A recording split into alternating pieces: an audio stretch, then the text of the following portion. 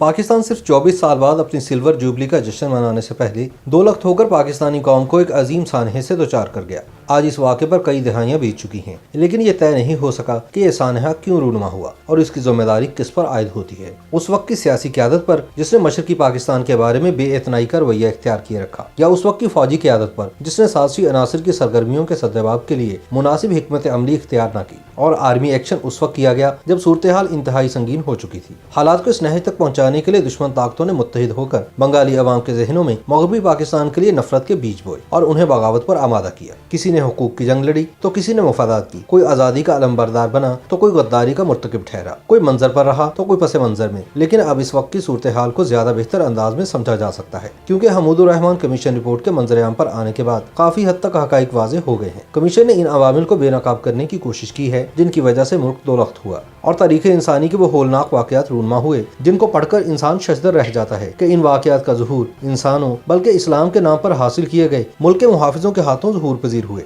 Report کا ایک ایک صفحہ چشم کشا اور معلومات افزا ہے۔ حمود الرحمان کمیشن کے سامنے اپنا بیان ریکارڈ کراتے ہوئے جنرل امیر عبداللہ نیازی نے کہا کہ میں نے جنرل محمد یحییٰ خان سے کہا تھا کہ اس مسئلے کا حل سیاسی ہونا چاہیے۔ جب وہ اس طرف نہ آئے تو میں نے ان سے 2 ڈویژن فوج کا مطالبہ کیا۔ اس موقع پر جنرل اروڑا نے دعویٰ کیا تھا کہ فوج 16 دنوں میں ڈھاکہ پہنچ جائے گی، جبکہ دوسری جانب پاکستانی اعلیٰ حکام بھی مشرقی پاکستان سے چھٹکارا چاہتے تھے۔ 13 دسمبر کو میں نے آخری گولی آخری آدمی کا حکم دیا۔ یہ فوج کے لیے موت کا وارنٹ ہوتا ہے۔ میرے تمام ساتھیوں نے اس پر لبیک کہا۔ اس موقع پر یحییٰ خان نے کہا کہ ہتھیار ڈال دیں، کیونکہ مغربی پاکستان بھی خطرے سے دوچار ہے۔ اگر مغربی پاکستان ہی نہیں رہے گا تو مشرقی پاکستان کا کیا کریں گے؟ لہٰذا بحیثیت فوج سربراہ مملکت کا حکم ماننا میرا فرض تھا۔ انہوں نے کہا کہ پردہ نشینوں کو معلوم ہے کہ اگر اس سانحے کی صحیح انکوائری ہو تو بڑے بڑے لوگ ننگے ہو جائیں گے۔ اگر حمود الرحمان کمیشن رپورٹ میں بھی اس امر کا ذکر کر دیا جاتا تو بھٹو کو بھی اقتدار نہ ملتا۔ جنرل نیازی نے حکومت سے مطالبہ کیا کہ ان واقعات کی انکوائری ہونی چاہیے۔ پہلا کہ جنرل یحییٰ نے الیکشن کرانے کے بعد اقتدار عوامی لیگ کے حوالے کیوں نہیں کیا؟ دوسرا یہ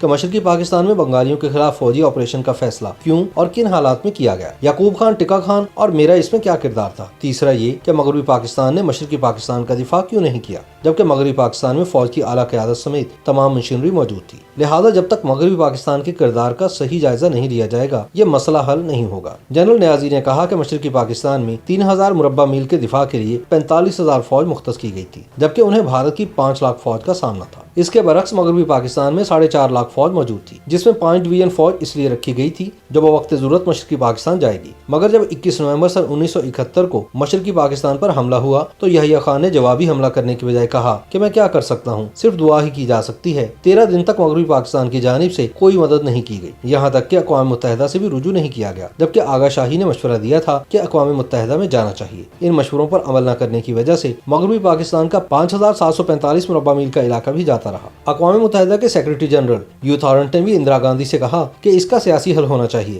مگر یحییٰ خان نے جنگ ختم کرنے کا اعلان کیا۔